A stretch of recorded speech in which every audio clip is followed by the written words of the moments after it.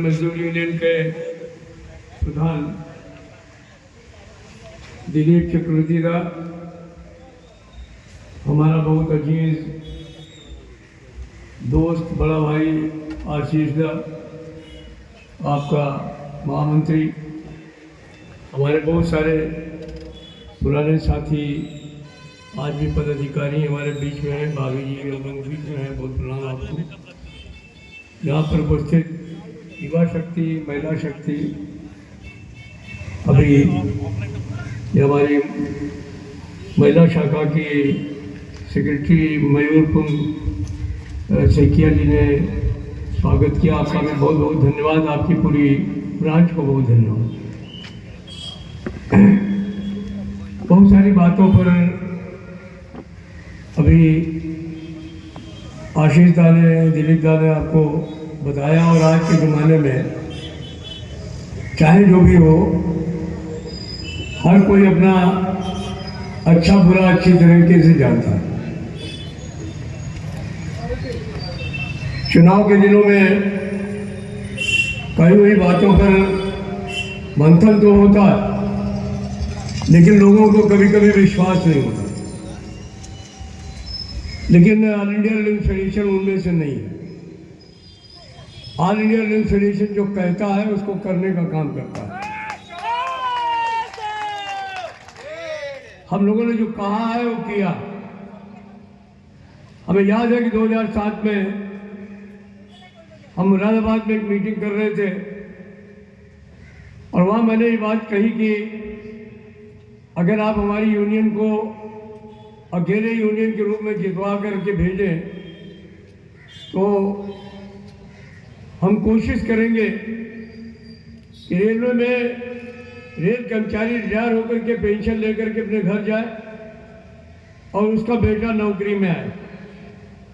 ऐसा हुआ या नहीं हुआ?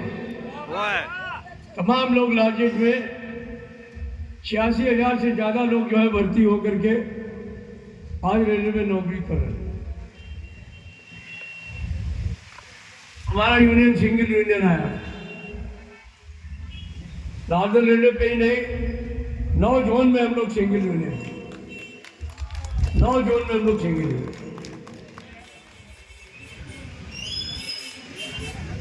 हम लोगों ने कहा कि रेल में जो कर्मचारी आए उसे एसी का पास मिलना चाहिए, और वो भी ऐसे ही नहीं हुआ। एक दिन ट्रेन में चल रहा था तो एक बच्चा जेब से कंघी निकाल करके और अपना बाल ठीक कर रहा था। हम भी अपना ठीक कर लेते। तो वो जो है वो, मैंने उससे पूछा क्या कर रहा भाई? तुमने कहा अंकल मैं सफाई वाला हूँ, गाड़ी की सफाई करता हूँ कोच की, और तो कुछ हो नहीं सकता, मैं भी चल तो सकता नहीं हूँ, तो कम से कम इसका शीशा देख करके अपने बाल ठीक कर लूँ। बड़ी तकलीफ हुई अंदर से, लेकिन उसके बाद में मैं एक दिन गया तो ममता जी हमारा रेल मंत्री था, तो मैंने थोड़ा सा उसकी बात मेरे को चुभ गई थी। तो दीदी ने बोला कि दादा आज कुछ तनाव में दिखते हैं। हमने कहा तनाव में नहीं हूँ, लेकिन एक घटना घटी जिसके बारे में आपको बताना चाहता हूँ। और मैंने उनको बोला कि ऐसा ऐसा हुआ, एक बच्चे ने इस तरीके की बात कही, इतनी मार्मिक थी। अगर ये सब लोगों को एक पास दे दिया जाए 3 AC का, तो ये भी गर्व के साथ जो है वो यात्रा कर सकेंगे। इनका परिवार का भी सेंस ऑफ बिलोंगिंग बढ़ेगा रेलवे में, और ये बच्चे भी जब परिवार के साथ यात्रा करेंगे तो ये भी अपनी गर्दन ऊंची कर सकेंगे कि हम भी कुछ हैं।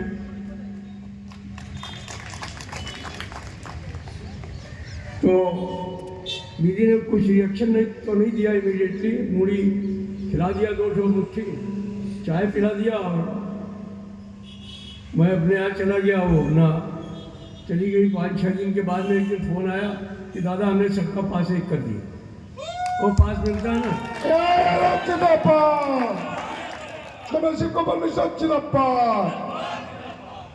तो पास मिलता है कि नहीं मिलता? हर किसी को नौकरी में आने के समय 3AC का पास मिलता है? मिलता है। अभी हम लोग कोशिश कर रहे हैं वो एक पास के बजाय आपको 2 पास मिलने लगे। आज दो हमें। और अगर सिंगल यूनियन यहाँ ले आओ तो मैं आपको विश्वास दिलाता हूँ कि तुम्हारे पास पे तुम्हारे माँ बाप को भी चलने की इजाजत दिलवा। आज दो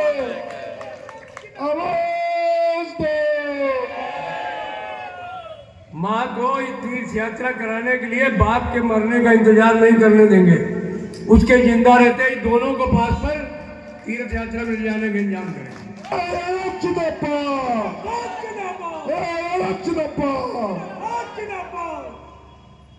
और याद रखना, कराएंगे हम।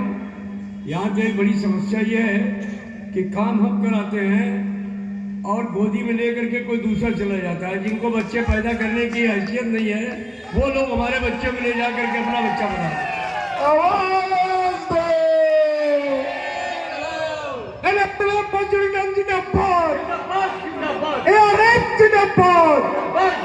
दुनिया का मजदूर एक हो, इनकलाब जिंदाबाद। तो हमें यही अफसोस है, तुम अपना बच्चा पैदा करो ना और दिखाओ सबको कि हमारा बच्चा है, तो वो तो दम है नहीं। बच्चा हम पैदा करते हैं, दिखाते वो हैं, वो भी वही दिखा खिला के ये हमने दे दिया।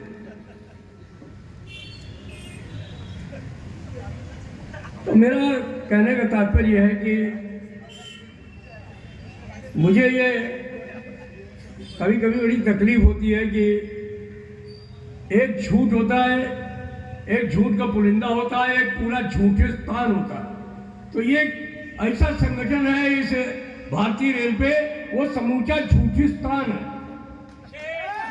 शेम शेम शेम शेम सवेरे से शाम तक झूठे लेना, झूठे देना, झूठे बोली, झूठ चबेना। इन्हीं के लिए गोस्वामी तुलसीदास जी रामायण में लिख गए। उनको पहले से मालूम था कि रेलवे में एक ऐसा संगठन आएगा जो सवेरे शाम तक झूठ बोलता रहेगा, तो रामायण में लिख दिया उन्होंने, झूठे लेना, झूठे देना, झूठे रोटी, झूठ चबेना। लिखा कि नहीं लिखा? हाँ लिखा। इन्हीं के लिए लिखा, इन्हीं के लिए लिखा। अभी बहुत सारे लोगों ने, बहुत सारे बच्चे भी यहाँ बैठे हुए हैं हमारे। हम लोगों ने कहा कि भाई ये हमारे बच्चों को लार्जेस्ट स्कीम में लाना चाहिए। एक हमारे अप्रेंटिस बच्चे भी, एक्ट अप्रेंटिस जो करके आते हैं, उनकी सारी लड़ाई लड़ने का काम ऑल इंडिया रेलवे फेडरेशन ने किया, आज भी कर रहा है। और हमें खुशी है, गर्व होता है कि सरकार ने कहा था कि हम अप्रेंटिस को सिर्फ ट्रेनिंग देंगे, हम उनको नौकरी में भर्ती करने की कोई हम जिम्मेदारी नहीं है हमारी। रेल मंत्रालय ने बोला था, लिख करके दिया था। और ये ऑल इंडिया रेलवे फेडरेशन है जिसने उनकी गर्दन को झुकाने के बाद 1,26,000 अप्रेंटिस आज तक भर्ती कराने का काम कर रहे हैं।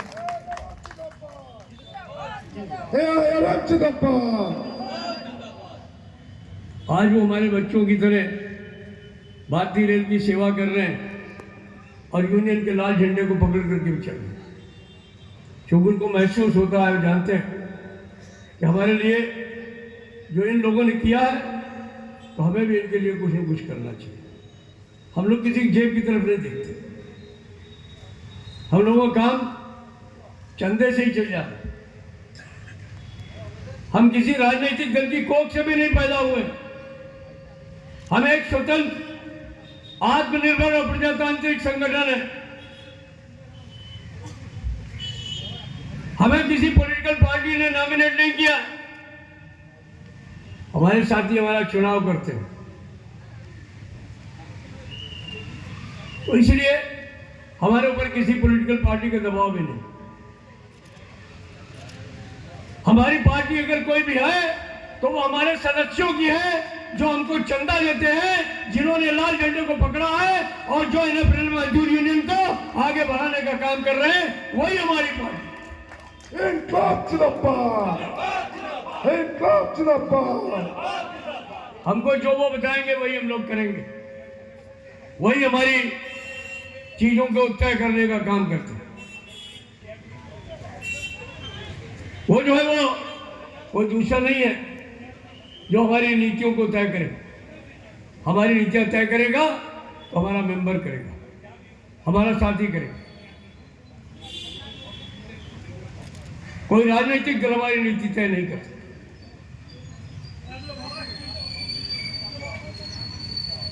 हम 20 साल से लड़ाई लड़ रहे थे।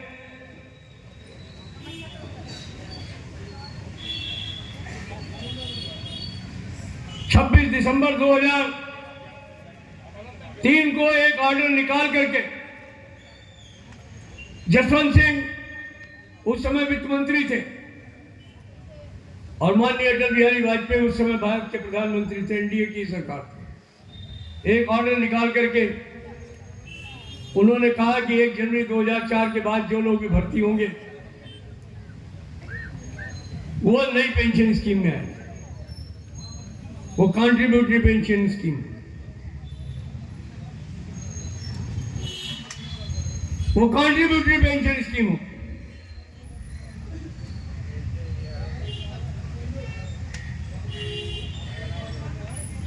आज ये बेईमान लोग व्हाट्सएप यूनिवर्सिटी और दूसरे तरीके से प्रचार करते हैं कि एनपीएस कौन लाया? उमराव पुरोहित लाया। उमराव पुरोहित प्रधानमंत्री थे भारतवर्ष के, उमराव पुरोहित वित्त मंत्री थे, उमराव पुरोहित एनडीए के चेयरमैन थे।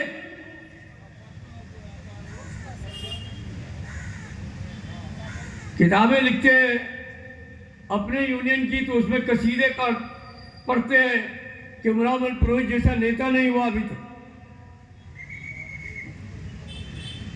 और चुनाव आ जाता है तो एनपीएस के जन्मदाता उमराव पुरोहित हो जाते हैं। कुछ तो शर्म करो, कुछ तो शर्म करनी चाहिए। वो ट्रस्ट के मेंबर थे, अरे ट्रस्ट तो सरकारी था। आपने कहा कि जो है वो लेबर मेंबर की जगह है, उसमें जैसे स्टाफ साहब की सेक्रेटरी जाना चाहिए, चले गए। और वो चले गए तो तमाम पैसा आज कर्मचारियों को बचा हुआ है। मुझे गर्व है इस बात पर, उमराव पुरोहित पर और उस समय के रेल मंत्री लालू यादव पर, जिन्होंने चिदम्बरम के तमाम दबाव के बावजूद रेल कर्मचारी का पैसा तब तक वहां जाने नहीं दिया एनएसडीएल में, जब तक हर एक बंदे का प्राण अलाट नहीं हो गया, तब तक उसको जाने नहीं दिया। आज वो पैसा सुरक्षित। ऑल इंडिया लालू फेडरेशन जिंदाबाद, ऑल इंडिया लालू फेडरेशन जिंदाबाद। तो जो अच्छाइयां हैं उनकी भी चर्चा करो। आप तो न तब लड़ रहे थे, अब लड़ रहे हैं। उस समय में भाजपा की सरकार थी, एनडीए की सरकार थी जब ये आया था, और बाद में मनमोहन सिंह ने अपने राज में पीएफआरडीए का एक्ट बना करके उसको और पुख्ता कर दिया, सीमेंटेड कर दिया। तो अगर इसमें किसी का भी हाथ है तो भाजपा का है, इसमें अगर किसी का हाथ है तो कांग्रेस का है। आप उनकी चर्चा क्यों नहीं करते?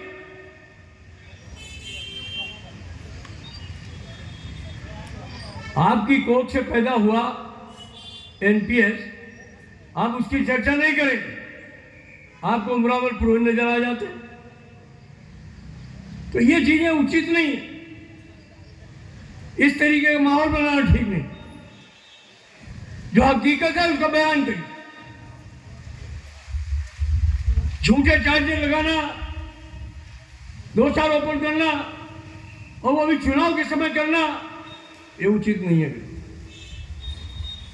हम किसी पर भी कोई आक्षेप नहीं लगाते। चुनाव है, हमारी यूनियन है, ऑल इंडिया फेडरेशन है, इंडिपेंडेंट मजदूर यूनियन है, हमारे मुद्दे हैं, हम उन मुद्दों पर चुनाव लड़ रहे हैं। और आप मुद्दा विहीन है। आपके पास मुद्दा है उमरावल पुरोहित, आपके पास मुद्दा है शिव गोपाल मिश्रा, एनपीएस के जनक उमरावल पुरोहित, यूपीएस के जनक शिव गोपाल मिश्रा।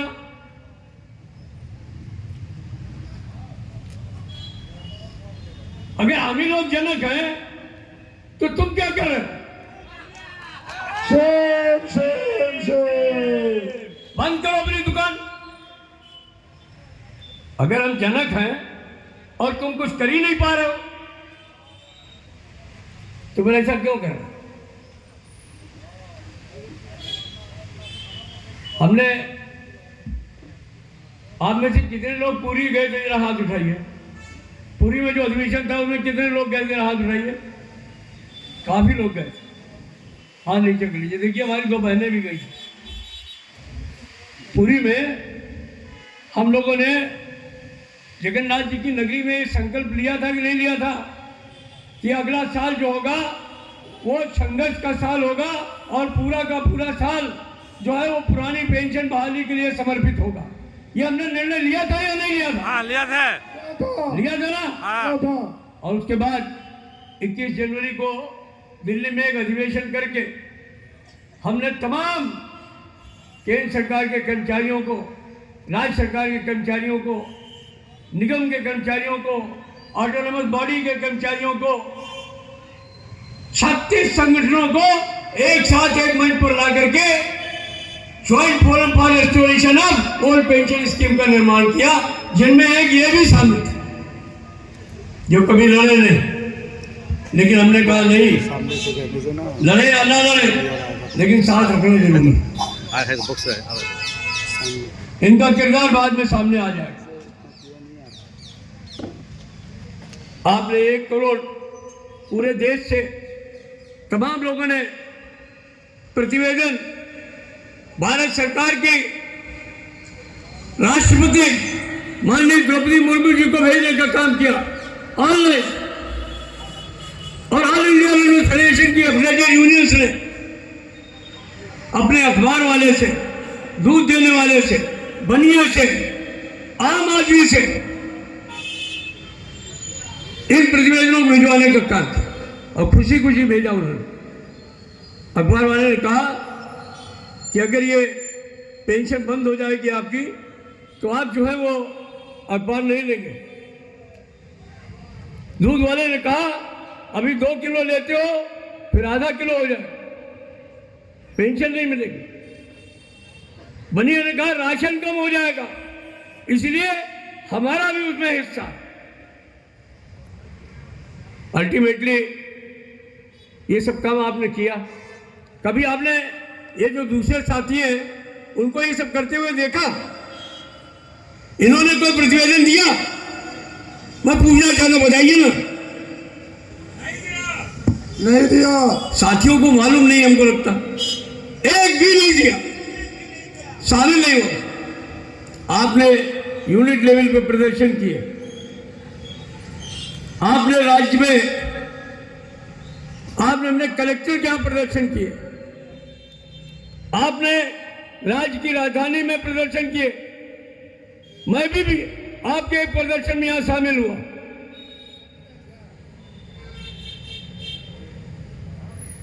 आपने अपना पास लेकर के, अपनी छुट्टी लेकर के, आप जिस तरीके से एनएफएल मजदूर यूनियन को मैं सैल्यूट करता हूं, I send my red salute to you. NFL मजदूर यूनियन जिंदाबाद, एनएफएल मजदूर यूनियन जिंदाबाद।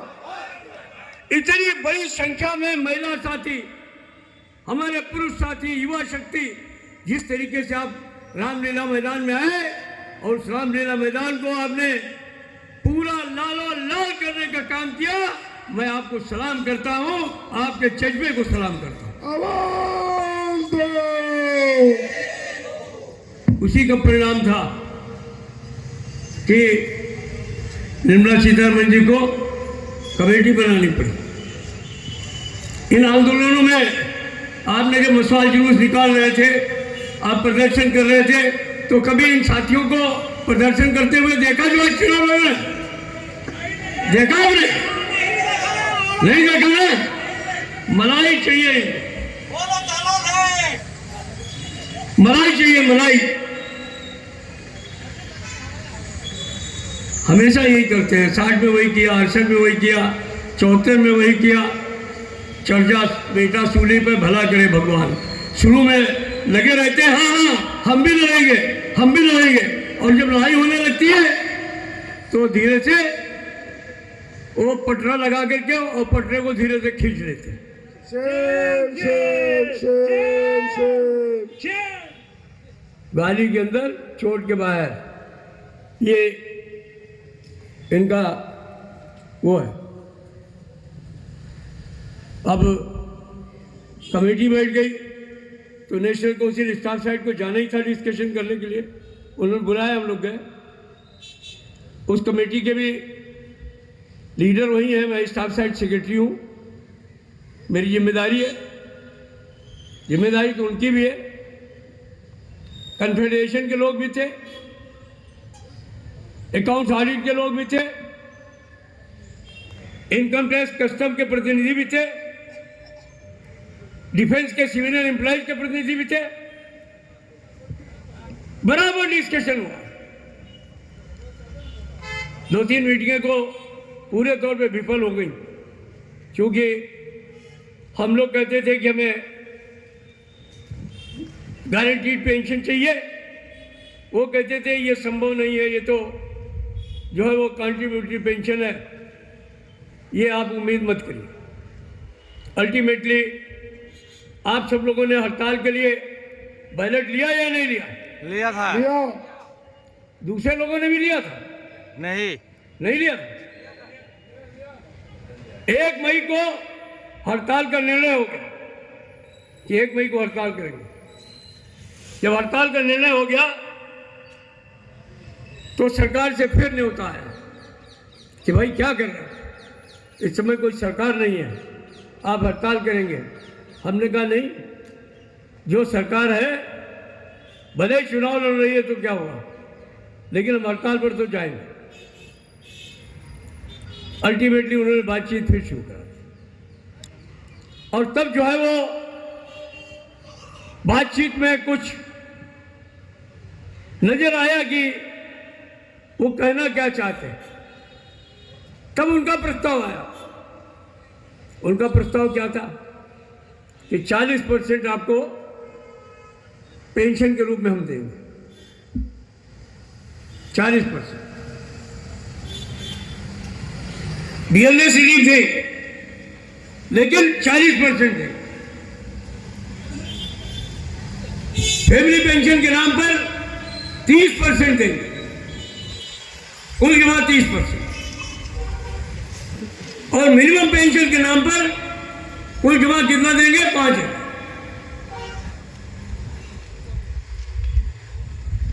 और कैश में आपको कुछ नहीं देंगे।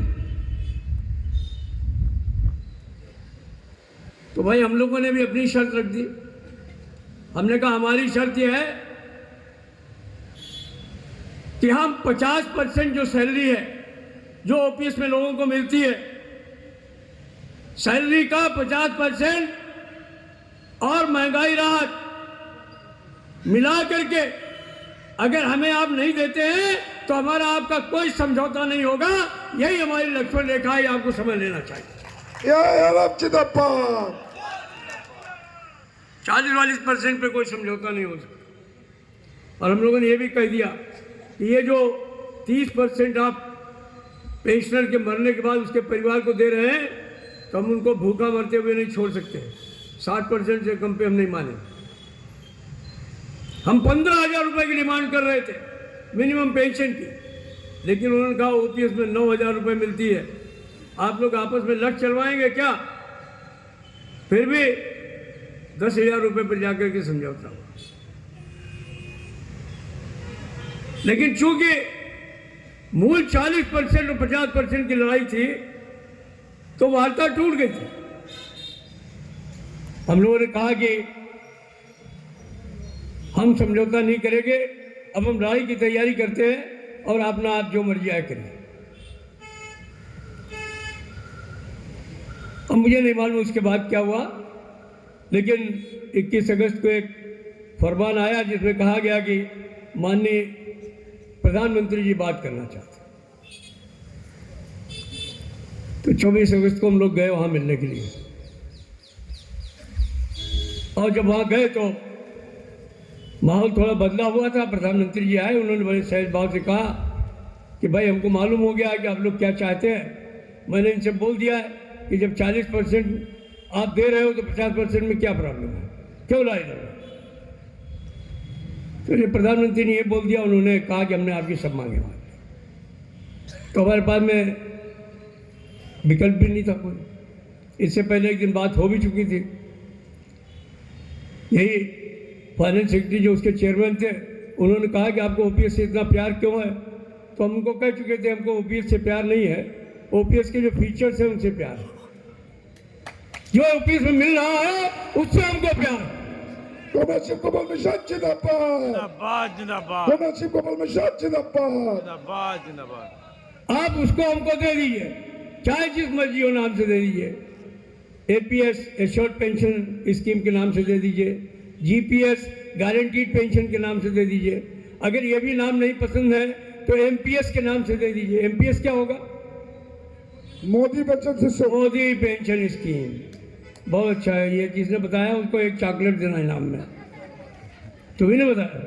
अच्छा, इसको 2 दे देना भाई, फोटो वोटो खींचता रहता है ना। हमने कहा उन्हीं के नाम पे दे दो, लेकिन सारी चीजें वही दे दो। तो अल्टीमेटली 80% चीजें तो उन्होंने बताई दी हैं। अभी तो गजट नोटिफिकेशन आने वाला है।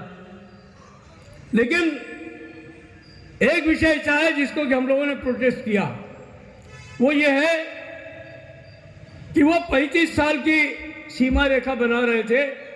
क्वालिफाइंग पेंशन का जो सर्विस 35 साल करने के लिए उन्होंने प्रस्ताव दिया था, और हम लोगों की मांग 20 साल की थी, इसलिए कि 20 साल में पेंशन उनको पुरानी पेंशन में मिल रही थी। तो वो घटाते घटाते 25 पे आ गए। मैं विश्वास दिलाता हूं आपको, ये ऑल इंडिया रेलवे फेडरेशन है, आने वाले समय में उस 25 साल को 20 साल करा करके देगा। इस बात का मैं आपको विश्वास दिलाता हूं। Commercial Global Mission जिंदाबाद। Commercial Global Mission जिंदाबाद। All India Railway Federation जिंदाबाद। और ये ऐसा नहीं है, 1956 में पेंशन आई थी, 33 इयर्स क्वालिफाइंग सर्विस होती थी। बाद में घटाते घटाते 20 साल पे ले आए। 30% पेंशन मिलती थी तनख्वाह की, बेसिक पे की, उसको बढ़ा करके 50% पे लाए। सुधार तब भी हुआ। एनपीएस में जो लोग मर जाते थे उनको पुरानी पेंशन से डील करवाने के आदेश दिलवाए। एनपीएस में जो तमाम विड्रॉल की सुविधाएं नहीं थी उनको चालू कराए। तो सुधार तो हमेशा पॉसिबल है। हमारे नए बच्चे 10% लेकर बहुत परेशान हैं। मैं कई बार कह चुका हूं, आज फिर एक बार आपको कह देना चाहता हूं कि जो 10% आपका कट रहा है वो आपका और आपके बाप का है। वो तो आपको मिलना ही है, वो तो आपको मिलेगा ही, उसकी गारंटी है। लेकिन हम जो 10% सरकारी कटता है उस पर भी जो लाभांश और एन्युटी वैल्यू बढ़कर के आएगी उसको भी आपकी जेब में डलवाने का काम करूंगा। ये 10% से ज्यादा होगा, मैं आपको बता दूं। आवाज दो। आवाज दो। वहां जाके बातचीत करेंगे, बाहर आकर के रैली निकालेंगे। वहां धक्का मार के घुस गए। प्रेसिडेंट जो उनका अध्यक्ष है, अध्यक्ष को आगे रहना चाहिए ना, नहीं रहे तो कम से कम महामंत्री की बात ही रहे। तो महामंत्री उसके बीच में एक बंदा घुस गया, इसलिए कि मोदी जी के नजदीक से फोटो कैसे खिंचवा लें। शेम शेम बाहर निकले तो वो इलेक्ट्रॉनिक मीडिया वाले लगाए हुए खड़े हुए थे, कहने लगे बहुत अच्छी स्कीम है, मोदी जी को हृदय से धन्यवाद देते हैं, ये रिकॉर्ड पे है, सुनवा दीजिए। है पर देखा कि नहीं देखा ना। आते ही बढ़िया सी चिट्ठी लिखे कि हमने जंग जीत लिया है 24 अगस्त को ही। अभी क्या है, अभी कुछ हिल गया है। कहते हैं कि एक ही सांस में कहते हैं इट्स नॉट सेलेबल, और एक ही सांस में उसी सांस में कहते हैं इट्स एक्सीलेंट स्कीम। ऐसी बातें कौन करेगा? ऐसी बातें कौन करेगा? एक साथ कहेगा कि ये ठीक नहीं है और दूसरी साथ में कहेगा ये बिल्कुल ठीक है। ऐसी बातें कौन करेगा? Double face. नहीं, ये वही कर सकता है जिसका कुछ हिल गया हो, दिमागी संतुलन हिला हुआ हो।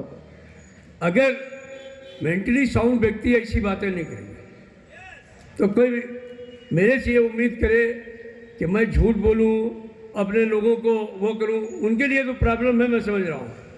उन्होंने इतना जब बोला तो उनकी पार्टी ने उनको थप्पड़ दिखाया, कहा कि हम तुमको ठीक कर देंगे, तो वो बदल गए। एक और है, दूसरे साथी भी हैं। कौन? वो वाले मुट्ठी वाले, बाली निकलती इसमें से, समझे? मुट्ठी वाले। वो कहते हैं हमें चाहिए ओपीएस, हमको मिल गया। हमने कहा भैया क्यों ऐसी बातें करते हो? इतनी तुमने तारीफ करी यूपीएस के आने के बाद, ऑन रिकॉर्ड हाँ है साहब। ऐसा नहीं है कि वो, हमने कहा इतनी तारीफ करी, अभी क्या हो गया तुमको? कौन सी बेहारी में उड़ रहे हो? कौन सी हवा लग गई तुमको? नहीं। तो हमने कहा नहीं, क्या मतलब भैया, तुम्हारी सरकार है, तुम्हारा प्रधानमंत्री है, तुम उनके पास जाओ, उनसे कहो मैं दिखाओ ओपीएस दे दो, आओ तुम लेकर के ओपीएस, हम तुम्हारा सड़क पर पूरे तौर पर सम्मान करेंगे और तुम्हारा जो भी हो सकता है हम तुमको करने का काम करेंगे, लेकिन लोगों को भरमाओ नहीं, लोगों में अगर तुम्हारे करने का था, तुम्हारे बस का था, तुम एक दिन लड़े नहीं, एक दिन प्रदर्शन में शामिल नहीं हुए, सड़क पर उतर के आए नहीं। हमारी सरकार है, हमको नागपुर से हुक्म है, सरकार को चलने दो। परिवार के मुखिया का कहना है कि मोदी के रास्ते में रोड़े मत अटकाओ। अभी चुनाव आ गए तो झूठ के पुरिंदे बना रहे। सबसे होशियार रहने की आवश्यकता। मैं अपने साथियों को विश्वास दिलाता, किसी भी भ्रम में आने की आवश्यकता नहीं है। वैसे रेल कर्मचारी कभी भ्रम में आता नहीं, और खास तौर पर हमारी युवा शक्ति कभी नहीं आती। मैं दावे के साथ कह सकता हूं कि वो भ्रम में आने वाले लोग नहीं है, लेकिन मैं उनको विश्वास दिलाता हूं कि आपके मदद से हमने हाथी निकाल दिया है। थोड़ा सा पूंछ फंसी हुई है, एक धक्का देंगे वो पूंछ भी निकल जाने वाली है। मैं आपको बता दूं। Commercial Gopal Mishra Chidappa, आवाज दो। 80% तो हो ही गया है, 20% बाकी है, एक झटके में वो मिल जाएगा। तो इसलिए उसमें कोई घबराने की आवश्यकता नहीं है। लेकिन हमारे सामने चुनौतियां बहुत हैं। सबसे बड़ी चुनौती नए वेतन आयोग को लेकर के। सरकार दुविधा में कि वो इधर जाएं या उधर जाएं, पे कमीशन बैठाएं, वेज बोर्ड बैठाएं, या ऐसे ही जो है वो डीए को जोड़ करके और कुछ पैसे उसे बढ़ा करके चालू कर दे। दुविधा में मैं पिछले 4-5 महीने से लगातार इसके लिए प्रयास कर रहा हूं। अभी मैंने मन बना लिया, चुनाव तो 6 दिसंबर को खत्म हो जाएंगे, 12 दिसंबर को रिजल्ट आ जाएंगे। मैं दावे के साथ कहता हूं कि अब की बार 17 के 17 जोन और दोनों प्रोडक्शन यूनिट में ऑल इंडिया लेवल फेडरेशन प्रचंड बहुमत से जीत करके आने वाला है, ये मैं कह दे रहा हूं। ये जो पीछे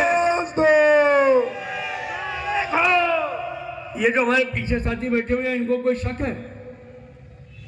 क्यों भाई? आवाज दो, सबको नहीं है? आवाज दो। तो इसलिए आप ये मान करके कि आप फिर जीत करके आने वाले हैं, आपने 100 वर्षों तक संघर्ष किया है, आने वाले समय में भी ये संघर्ष आपका पीछा छोड़ने वाला नहीं है। अगर 31 दिसंबर तक वेतन आयोग की घोषणा भारत सरकार नहीं करती है तो जनवरी में ऑल इंडिया लेवल फेडरेशन सरकार से आर पार की लड़ाई करने का निर्णय लेगी, ये भी मैं आपको बता देना चाहता हूं।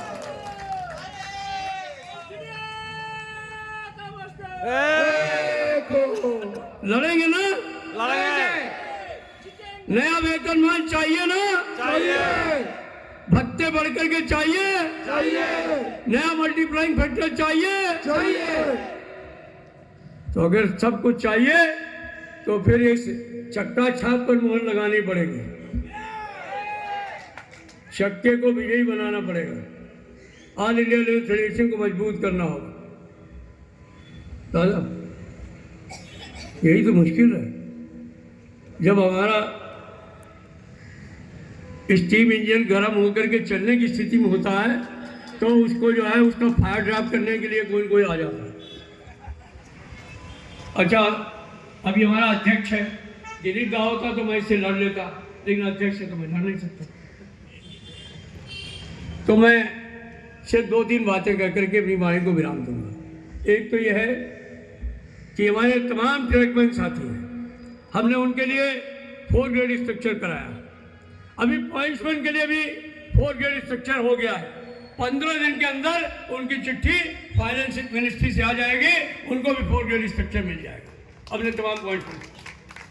तो मैं आपको विश्वास दिलाता हूँ कि आने वाले समय में हम आपको, खाली यही नहीं है, हम आने वाले समय में आपको GDC 25% थी, पहले थी नहीं, फिर 25% हुई, अभी वो 50% है। खराब तो हमने 100% भी दिया है। जहाँ GM चाहे वहाँ किसी भी कैडर में 1 टाइम एक्सेप्शन में कर सकते हैं। तो जो साथी 25% 50% आए थे वो 100% भी जा सकते, लेकिन हमारी मांग है और हमने उसको करा करके पहले दिखा भी दिया था। आने वाले समय में हम LDC ओपन कराएंगे जिसमें कि जो भी पोस्टें डायरेक्ट रिक्रूटमेंट की है या जो LDC में छूट जाती है वो सारी उन साथियों को दी जाए जो कि उनसे प्रमोट हो। नए बच्चे हैं, ज्यादा पढ़े लिखे हैं, LDC ओपन कराना हमारा काम है। आवाज दो। अभी कैडर स्ट्रक्चरिंग में हमने 4200 रुपए के ग्रेड पे की भी मांग की, चाहे पॉइंट्समैन का कैडर हो चाहे वो हमारे ट्रैकमैन का कैडर हो।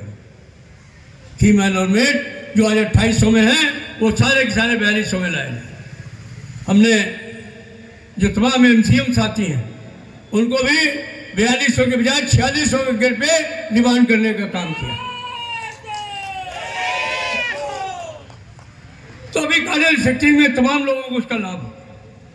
हमारे रिस्क और हार्ड ड्यूटी ना यूनानिमस तरीके तय हो गया कि चाहे TRD का कैडर हो, 25,000 वोल्ट पर काम करने वाले, चाहे सिग्नल में काम करने वाले लोग हों, चाहे वो मैकेनिकल के हों, इलेक्ट्रिकल के हों, ब्रिज के हों,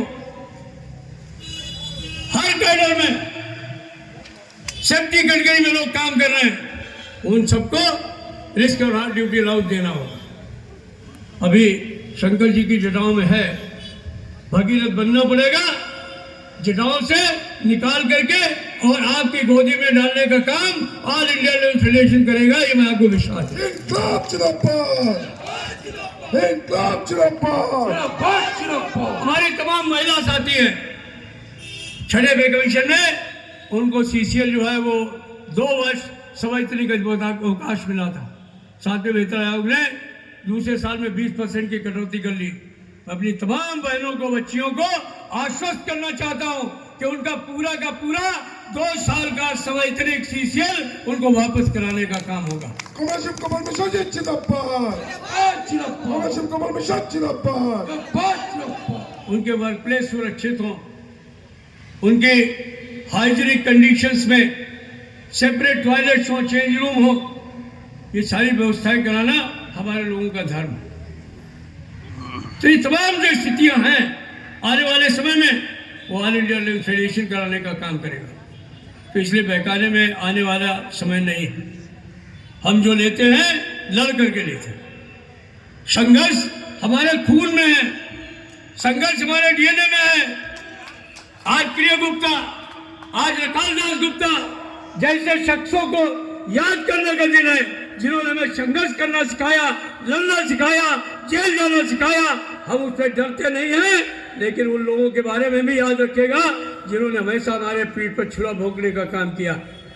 जब आप हमारे संघर्ष को याद रखिएगा तो उनकी गद्दारियों को भी याद रखिएगा, और उन गद्दारियों के याद रखते हुए उनको तिरस्कृत भी करने का दिन आ गया है। तो आने वाले 4, 5, 6 दिसंबर को एक ही विनती है, इस चक्के को भूलिएगा नहीं। ये चक्र चलते रहना चाहिए और ये सुदर्शन चक्र हो जाना चाहिए। जो गद्दारी करे उसके ऊपर सुदर्शन चक्र चलना चाहिए, जो अत्याचार करे उसके ऊपर सुदर्शन चक्र चलना चाहिए, जो जुल्म करे उसके ऊपर सुदर्शन चक्र चलना चाहिए, और इसको भारी बहुमत से विजयी होना चाहिए। इन्हीं शब्दों के साथ मैं आप तमाम साथियों को बहुत धन्यवाद देना चाहता हूँ। इनकलाब जिंदाबाद, इनकलाब जिंदाबाद, जिंदाबाद जिंदाबाद। एनएफएल मजदूर यूनियन जिंदाबाद, जिंदाबाद जिंदाबाद। एनएफएल मजदूर यूनियन जिंदाबाद। जिंदाबाद जिंदाबाद। वोट तुम्हारी कहाँ लगेगी? चक्के वाले खाने पे। वोट तुम्हारी कहाँ लगेगी? वोट तुम्हारी कहाँ लगेगी? मार मोरिया तान के चक्के के निशान पे, मार मोरिया तान के चक्के के निशान पे, मार मोरिया तान के चक्के के निशान पे। जीतेगा भाई, जीतेगा मजदूर यूनियन, जीतेगा, जीतेगा भाई, जीतेगा मजदूर यूनियन, जीतेगा। धन्यवाद, धन्यवाद। इनकलाब जिंदाबाद।